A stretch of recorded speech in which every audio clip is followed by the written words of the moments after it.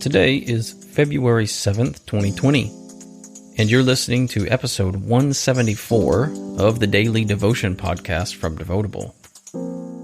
Today's devotion is titled, Is It Wrong to Plan for Your Future? And was contributed by Beth Stefaniak.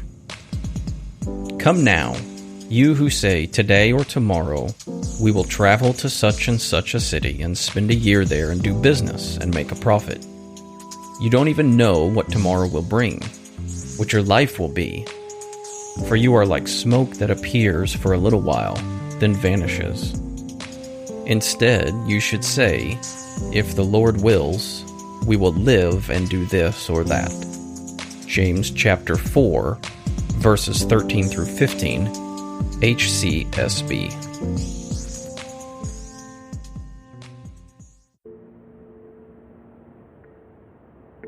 Could it be that God really doesn't want you to plan for your future?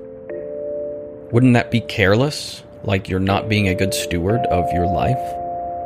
How do we untangle this spiritual conundrum? I'm a planner. I'll admit it, I'm a planner. My default is to embrace and run after all things calculated and carefully considered.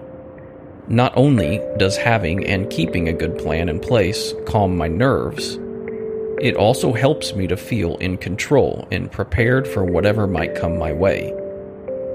And to that, a good plan keeps me moving forward, especially when insecurities threaten to slow me down, or laziness tempts me to take it easy and coast. On the surface, being a planner with a good plan in place seems like the only way to wisely and carefully live out God's plan. But is planning actually the only wise and productive choice? Or is it sometimes just a foolish and arrogant illusion? Cautiously determine our every step. Should you and I cautiously determine our every step along the way? Or should we throw caution to the wind and boldly follow God's steps wherever they might lead? It seems like this passage from James points to the latter of these 2 points. James was contrasting our human way of doing things, planning out our future, with God's steady, certain, and already predetermined plan for us. Ultimately, this means we must accept the fact that no amount of planning on our part can alter God's providential will and way. Still, that doesn't negate the role God expects us to play in His plans. He wants us to persistently ask Him to reveal His will to us all along the way. That's because God uses our prayerful dependence on Him as a catalyst for bringing about His will, while at the same time strengthening our faith to choose His will above our own. Look to God when planning for the future. When we keep our role and place in mind, this challenge from James remains in proper perspective. Instead of discouraging us from planning, it encourages us to look to God for clarity on what our part is in His plan each day. Without that consistent recognition of who God is, the Lord of our lives, we will rely too heavily on our own human reasoning and efforts. If and when we do that, we will run off into a ditch of sorts, where every best laid plan goes awry. In what ways are you running ahead of God, planning something without seeking perspective into His plan for you?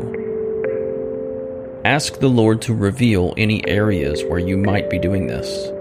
Then listen and respond to what He reveals. Using this open-handed and faith-based approach will offer you the best way to plan for your future, revealing God's best as a result.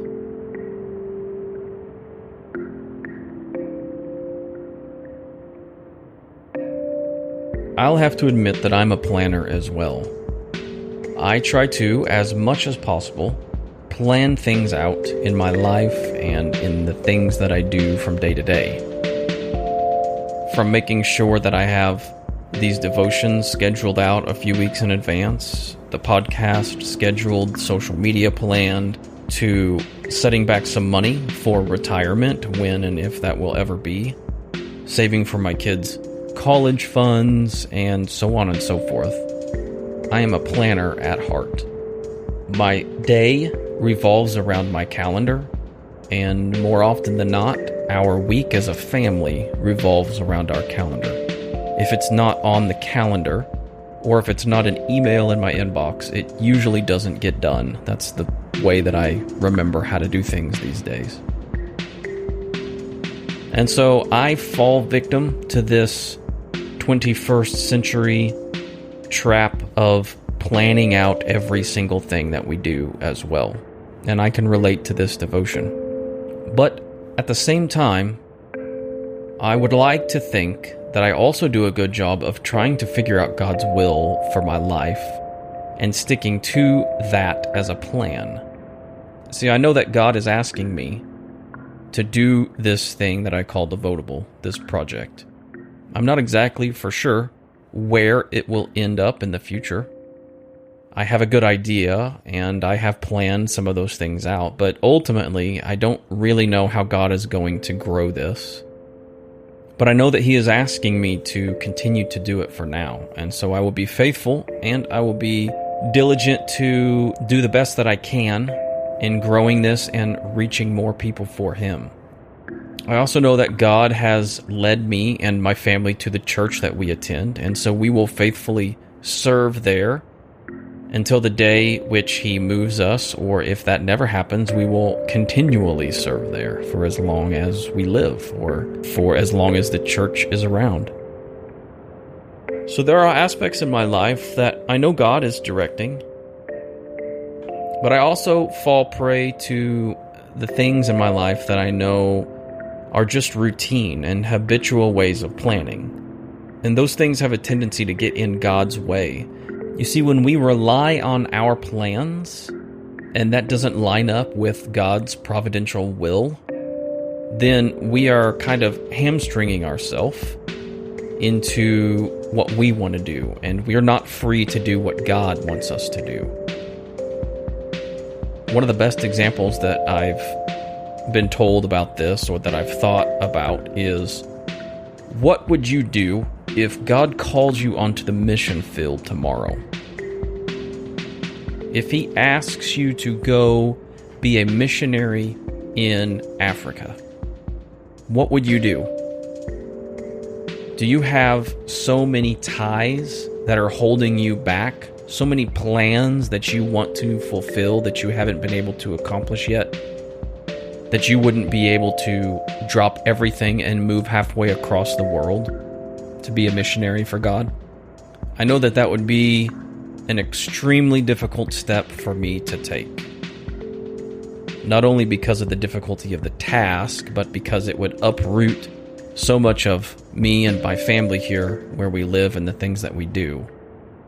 So I have to be able to step back and honestly look at myself and say, what if God asks me to do something tomorrow that aren't in my plans? Am I able to do that? Or do I have too many ties and stakes put in the ground for the things that I want to do here and now that would prevent me from doing God's will if He asks me to do something very difficult? What if God asks you to entertain the idea of adopting a child into your family? What if God asks you to entertain the idea of going out and creating a business or a ministry and leaving your current job? What if God asks you to step up your tithes and charitable giving? Are you willing to do that? Do you have enough room left in your budget plan to do that? I don't know. It's just things like that that I like to think about, and this devotion goes perfectly with, because I am such a planner, and I have a lot of things planned out that may not necessarily line up with God's plan and God's will.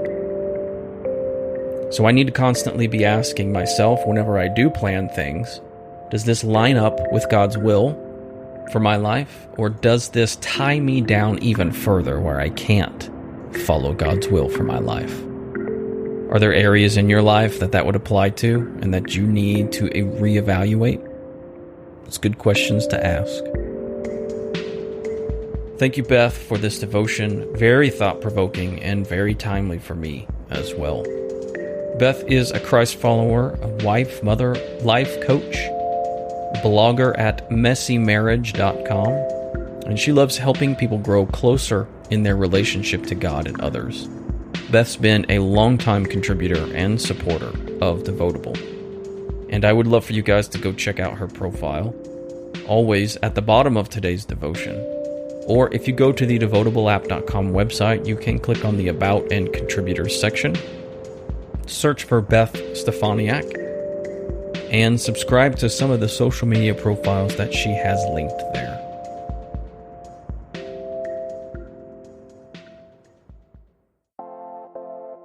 Thank you all so much for joining me today as I read today's daily devotion. My name is Landon, and I am the creator of Devotable. I know there are a lot of great podcasts out there that bring you closer to God each day, but I am truly honored that you chose to spend the last 15 or so minutes listening to me and one of our amazing authors. It really does mean the world to me. If this is your first time listening, maybe you're interested in learning more about Devotable and what we do. Well, we're a collection of writers, bloggers, and authors who team up and create daily devotional content that does three things. First, we try to encourage believers daily. Second, we try to reach the lost with God's powerful message. And third, we try to spread the gospel of Jesus Christ around the world on as many platforms as we can. If you're interested in helping us or contributing to Devotable in any way, you can visit our website at devotableapp.com/contribute. There, you'll learn about the opportunity to write for us or to partner with us via our Patreon page and much more. Speaking of Patreon, now is a great time to partner with us. As a partner, you get special access to perks and discounts online, a special look into what we're doing before the public does, and exclusive access to our books and devotions that we publish. Also, as of February 1st, we've opened pre-orders for our second book titled Prayer, Approaching the Throne of Grace, which is a 26-week devotional and journal on prayer. If you're a Patreon partner, you'll get a copy or two of this book sent to you when we launch it. So now is a perfect time to sign up and become a partner with us. Head on over to devotableapp.com/contribute to learn more.